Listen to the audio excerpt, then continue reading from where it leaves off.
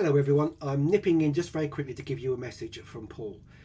Because after the video last Saturday where we streamed some content together via Skype, I fell ill and I've only been out of bed for the last half an hour, and today's 3 o'clock Thursday, so I've been in bed for 5 days. That means I haven't got a video for Saturday, and I told Paul, look, I'm not going to be doing a video on Saturday, I just haven't had time to get it done. He says, I didn't call you for that, I've actually called you to give you some really good news, and it's very, very exciting. Would you like me to share it with your subscribers? Yeah, what is it? And he told me. After we did our live stream, he flew his drone to get some footage of his house because he's installed some new lights. And after the drone had been in the air for about 2 minutes, all chaos broke loose.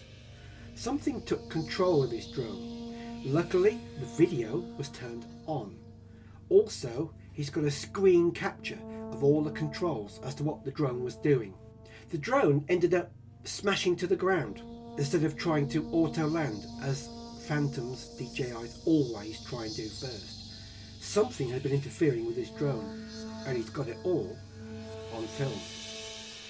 He has shared this in 1 or 2 places on the internet to get opinion. DJI have looked at it and don't understand it.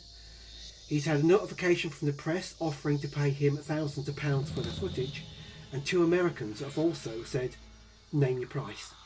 Now before he does any of that, he wants you to see it first. So we're going to be sharing that with you live Saturday night, 7 o'clock. Subscribe now, share this video and come and watch. Let's have a debate about this. Let's see what you think.